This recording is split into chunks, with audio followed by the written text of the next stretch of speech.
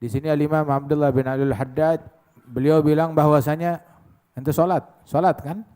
Salat. Salat ada fisik, ada batin, ada zahir, ada batin. Kita salat semuanya. Mana itu? Itu ada air mineral. Ada air mineral. Begitu, tutupin. Begitu. Nggak ada iklan. Udah gratis mau iklan lagi.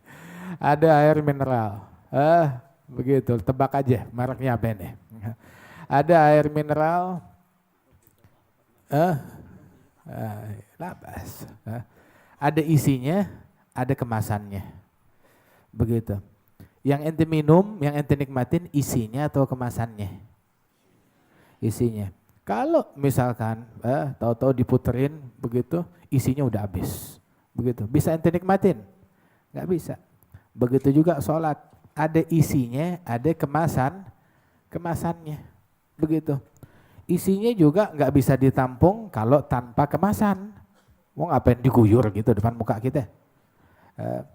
Tapi juga kemasan doang, bukan itu yang maksud. Kemasan bukan tujuan utama, tetapi isi itu tujuan utama. Aqimus sholata lidzikri. Dirikan sholat untuk zikir, untuk ingat kepada Allah Ta'ala. Kita sholat ada isi, ada kemasan. Kemasan harus kita dirikan. Kalau kagak, ya, kalau dibilang merek apa minuman yang paling mahal dan terpercaya, cuma ente ngasihnya di plastik apa namanya, plastik kresek gitu, plastik apa itu namanya itu, plastik kresek. Ngasih, oh ini air terbaik di dunia yang paling mahal. Botolnya mana? Nggak ada, langsung di sini, di kresek plastiknya. Lah, nggak bisa diterima. Tetapi harus ada kemasannya. Begitu, tetapi maksud dan tujuan utama adalah isi daripada sholat tersebut. Nah karena itu tidak ada kesempurnaan untuk sholat kecuali kalau kita dirikan dua-duanya, fisiknya dan juga isinya juga, kemasannya dan juga isinya, surah yang zahirah dan yang batinah. Yang zahir daripada sholat itu dirinya, bacaannya, rukuknya, sujudnya, begitu, dan tugas-tugas sholat yang zahir, yang nampak.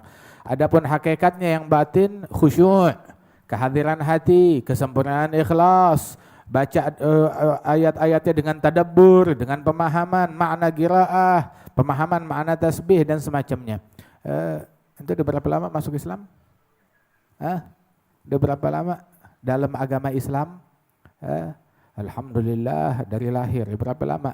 Ada yang 5 tahun, 10 tahun, 15 tahun, 20 tahun, 30, 40, 50, 60 tahun. Udah faham artinya surat Fatihah? Faham. Udah faham artinya tasyahud? Udah faham arti daripada surat-surat pendek itu yang ente baca tiap hari. Tiap hari kita baca, masa enggak faham artinya tasyahud? Apa artinya tasyahud? Apa makna, maksud dan yang tercantum di dalam surat Al-Fatihah dan di dalam surat-surat yang pendek tersebut? Ente sekarang dapat surat dari presiden, begitu, dalam bahasa sang sekerta. Apa yang ente lakukan? Cari, jangan-jangan presiden minta saya jadi apa namanya, penggantinya dia setelah mangkat nanti. Jangan-jangan presiden mau ngasih ane duit, jangan-jangan presiden mau ngasih ane warisan, jangan-jangan presiden mau ngawinin ane sama anaknya, begitu. Ya kan, ente bakalan cari tahu. Wah, tulisan langsung resmi presiden. Kenapa nih? Pasti ente bakalan cari tahu. Allah Ta'ala ngirim surat buat ente. Ente nggak mau cari tahu? Ada berita penting di situ. Ini tanggal berapa nih kita nih? Katanya kan diisukan, wah bakal terjadi badai lagi. Bakal terjadi curah hujan yang lebih deras lagi. Bakal terjadi apa namanya, banjir lagi katanya begitu. Mudah-mudahan sih nggak sampai terjadi. Begitu. Maksudnya apa? Disuruh siap-siap. Siap-siap kalau banjir. Siap-siap kalau hujan. Siap-siap kalau mati lampu. Siap-siap kalau ada macam-macam. Khalas. Begitu sampai diatur BMG. Diatur sama badan ini, badan itu. Ya akhir. Begitu siap-siap. Disuruh siap-siap. Orang pada panik.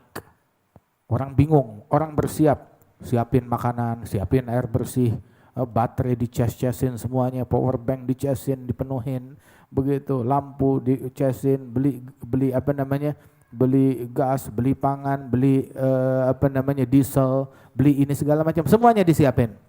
Taib. Lampu, wa ma adraka mati lampu. Ya, hadahu. Oh, sekarang kita ada al-gari'ah. Wa ma adraka mal gari'ah.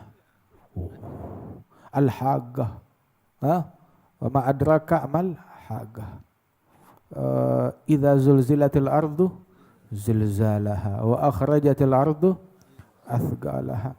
Idza syamsu kuwirat wa idza nujumu kadarat wa idza jibalu suyirat wa idza isharu uttilat wa idza wuhushu husyirat wa idza biharu sujirat wa idza nufusu zuwijat wa idza maw'udatu su'ilat bi ayyi dhanbin qutilat wa idza suhufu nushirat wa idza sama'u kushitat wa idza jahimu su'irat wa idza jannatu uzlifat alimat nafsum ma ahdarat. Lu tahu deh apa yang datang. Kalau misalkan diberitakan sama Badan Bencana Nasional resmi pemerintahan ngumumin pengumuman besok gempa bumi 9 skala Richter. Awas, hati-hati. Bagaimana? Nanti bakalan panik kan?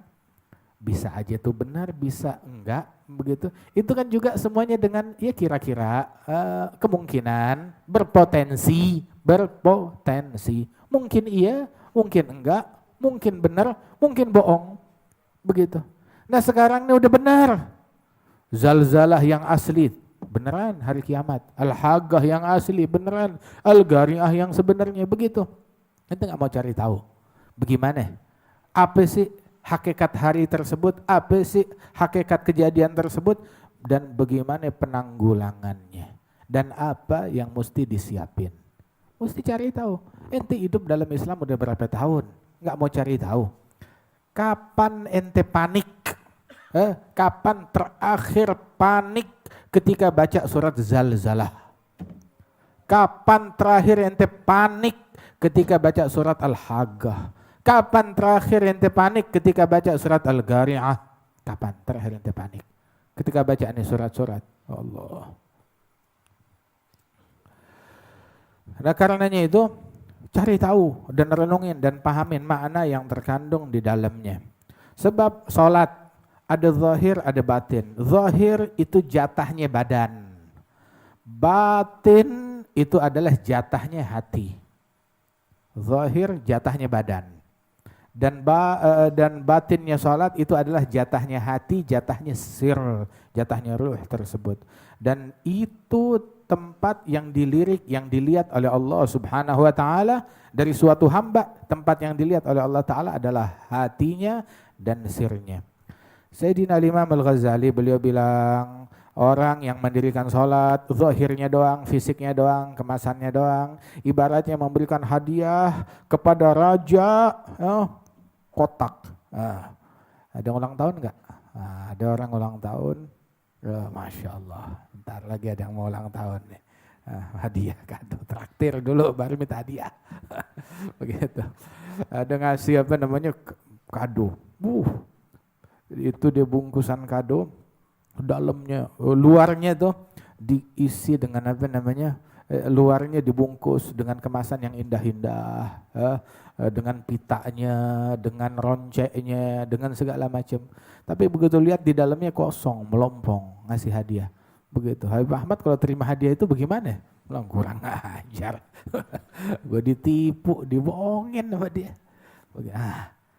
Nah begitu juga ibaratnya orang sholat, tapi dalamnya kosong, melompong. Begitu. Cuma kemasannya luarnya doang, ngasih hadiah ke raja. Raja udah buka, nggak tanya dalamnya kosong. Lah, mana katanya ini hadiah besar, dalamnya kosong. Ini orang dari raja mau pahala, mau ganjaran, mau imbalan, atau mau mau pentungan. Ini meledek, menghina namanya. Nah berapa banyak sholat kita yang kesannya menghina kepada Allah Subhanahu wa ta'ala. Walidzalika Al-Hasan Al-Basri beliau bilang kullu sholatin la yahduru fiha al-qalb la yahdur fiha al-qalb fahiya ila al-'ugubati asra'. Setiap salat di dalamnya kalau hati enggak hadir lebih cepat kepada hukuman daripada kepada imbalan dan pahala dari Allah Subhanahu wa taala. Salat yang benar, salat yang benar. Salat tuh jaga bersuci dengan betul, bersuci badan, bersuci baju, bersuci tempatnya suci. Kan ba'du salaf yataghassal li kulli fardhah. Untuk setiap salat fardu dia mandi untuk setiap salat fardu. Itu sebagian salaf begitu, ta'ziman li shalah. Di antara mereka itu yang mana setiap salat dia memperbaharui wudu. Kadzaka tajdidul wudu in shalla fardhatan aw sunnatan aw nafla. Tajdidul wudu tiap salat begitu. Atau hatta sebagian mereka mandi setiap fardhah, likulli fardhah. Rasulullah bilang di dalam hadis at-tuhur miftahus shalah. Tuhur itu tahara, kesucian adalah kunci daripada salat. Walidzalik ala hadzal ma'na, makanya diajarin orang kalau dia mau khusyuk, mau hadir hatinya di dalam salat, kalau dia mau hatinya hadir khusyuk di dalam salat, awalnya itu terapinya adalah dengan mencoba khusyuk, zikir dan menghadirkan hati di dalam wudu, dalam bersuci. Kalau wudunya dia ingat kepada Allah, dia zikir, hatinya khusyuk di dalam wudu yang singkat itu insya Allah kunci untuk kehadiran hati di dalam salat. Lidzalik Imam Al-Ghazali juga menyantumkan riwayat bacaan dan sunnah yang untuk kita baca ketika kita wudu tuh. Allahumma bayyid wajhi binurik yauma tabyaddu wujuh awliyaik wa la tusawwid wajhi bi dhulumatik yauma taswad wujuh a'daik. Putihin wajah saya di hari kiamat kelak. Masya Allah, lagi wudu basuh muka yang diingat begitu. Terus ketika basuh tangan, a'ti kitabi biyamini. Wala na'udzubika an tu'ti kitabi bishimali min wara'i dhahri. Ya Allah, berikan catatan amal saya di hari kiamat dengan tangan kanan, jangan dengan tangan kiri atau dari belakang. Ghashini birahmatik adhillani tahta dhilli arsyik yauma la dhilla illa dhilluk. Ya Allah, payungin saya di bawah naungan rahmatmu besok. Tutupi aku dengan rahmatmu. Tuh. Kemudian juga a'tiq ragabati minan nar, asmi'ni nida'al jannah fil jannah, begitu. Tsabbitni 'ala sirat, a'udzuka an tazilla qadami 'ani sirat finnar. Tetapkan kaki saya di atas sirat. Itu doa yang demikian istimewa tersebut, orang masih wudu aja tuh udah kebayang depan matanya kiamat. Belum sholat, apalagi kalau dia udah sholat. Walidzalik kana Sayyidina Ali Zainal Abidin itu kalau dia wudu baru mau sholat tuh, dia wudu pucat, gemeteran. Dia bilang kenapa? Sakit. Bilang atadrun baina yaday man sa'agum. Lu enggak tahu sebentar lagi saya bakal menghadap kepada siapa? Siapa yang enggak grogi? Ente sekarang kalau dipanggil menghadap sidang. Sidang skripsi aja deg-degan. Begitu apalagi sidang hakim. Begitu. Apalagi ente di sidang, ente akan diadili akan sesuatu hal. Nah ini ente tahu gak sebentar lagi akan berdiri di hadapan Allah Subhanahu wa taala. Wa kadzalika Sayyidina Ali bin Abi Thalib radhiyallahu anhu wa ardhah. Itu sampai dibilang oleh Sayyidina Abi Bakar As-Siddiq, ya kalau dikumandangkan salat, gumu ila narikum allati awgadtumuha fa'atfihuha, yani bisalah. Berdirilah, hampiri apinya kalian yang udah kalian nyalain dengan kemaksiatan, padamkan dengan sholat. Tuh. Katanya Sayyidina Abi Bakar As-Siddiq dan para salaf demikian. Mereka mengingatkan kita. Kemudian juga jangan kalau kita wudu jangan pakai waswas. Waswas tuh kebiasaannya orang bodoh. Itu jangan waswas. Wudu dengan sempurna. Sunnahnya, adabnya. Tapi tinggalin waswas. Jangan waswas. Waswas itu bukan sunnah. Al-Habib Abdullah bin Amr bin Yahya ba'da salaf wudunya itu bisa 1 jam. Ngejalanin semua sunnah wudu yang jumlahnya puluhan bahkan ratusan. Begitu. Nah itu wala sunnah dikerjain waswas. Jangan waswas. Jangan waswas. Begitu juga sholat jangan pakai waswas. Dan apa yang ditempuh oleh para salafus saleh di dalam taharah huwal madhab al-mahmud yang perlu kita ikuti di dalam segala hal. Fa innahumul qudwah. Kemudian juga lazimkan wudhu selalu bersuci. Ente duduk di sini dari antara maghrib dan isya begitu. Ya jaga wudhu sebisa mungkin, jaga wudhu. Dan kalau bisa tiap waktu jaga wudhu. Tiap waktu sebisa mungkin jaga wudhu. Kalau bisa dan tanpa merugikan pihak lain. Emang ada yang dirugikan kalau jaga wudhu terus, ada bini mau disenggol, gua ada wudhu. Begitu. Demi yang sunnah ngerjain yang haram, ninggalin kewajiban yang Allah Ta'ala wajibkan untuk taat kepada suaminya. Tetapi kalau enggak kalau dia bisa jaga wudhu tanpa merugikan orang lain, maka jaga wudhu. Allah Ta'ala mewahyukan kepada Nabi Musa, ya Musa, idza asabatka musibah wa anta ala ghairi tahara fala talumanna illa nafsak. Kalau engkau kena musibah sedangkan engkau dalam keadaan tidak dalam keadaan berwudu, ya jangan salahin siapa-siapa kecuali dirimu sendiri. Katanya lazimkan wudu sebisa mungkin. Kemudian juga dirikan sholat yang benar di awal waktu, jangan suka nunda-nunda sholat sampai keluar daripada waktunya. Sebisa mungkin di awal waktu, awalul waqti ridwanullah, awal waktu keridhaan Allah, pertengahan waktu adalah rahmatullah, akhir waktu afwullah. Kalau lewat waktu murka Allah, na'udzubillah. Kemudian juga mukmin itu tercela apabila sungguh sangat tercela sikap seorang mukmin masuk waktu sholat tapi dia masih sibuk dengan kesibukan duniawi, nggak ditinggalin, itu urusan duniawi dia, begitu. Atau dia berdiri ngerjain yang fardu yang Allah Ta'ala wajibkan kepadanya itu, sedangkan hatinya lalai. La ilaha illallah. Ya, jangan sampai kita nunda-nunda sholat sampai keluar daripada waktunya. Dan juga khusyukkan hati kita, hadirkan hati kita di dalam sholat dengan benar. Kemudian juga kita diajarkan itu sebagaimana disebutkan bahwasanya ada satu orang ditanya, ente kalau sholat kepikiran dunia agak? Maka dijawab, mendingan gigi saya rontok dan saling bersilangan, hancur gigi saya, itu lebih saya sukai daripada saya mikirin dunia di dalam sholat. Mendingan giginya tuh rahangnya hancur, itu lebih saya sukai daripada kepikiran dunia di dalam sholat. Ada lagi satu salaf ditanya, ente kalau dalam sholat ada kepikiran hal lain gak selain sholat? Bilang, emang ada hal yang lebih enak daripada sholat hingga saya pikirkan di dalam sholat? Buat saya itu sholat adalah hal yang paling nikmat, yang paling lezat. Jadi saat saya sibuk dengan kenikmatan, dengan kelezatan, udah gak kepikiran sama yang lain lagi.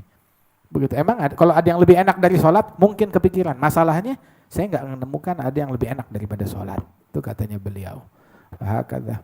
Mudah-mudahan Allah Ta'ala berikan taufik kepada kita sekalian, ya, dimudahkan kita untuk menyelami rahasia sholat, kenikmatan sholat, kelezatan sholat. Ya Rabbal Alamin.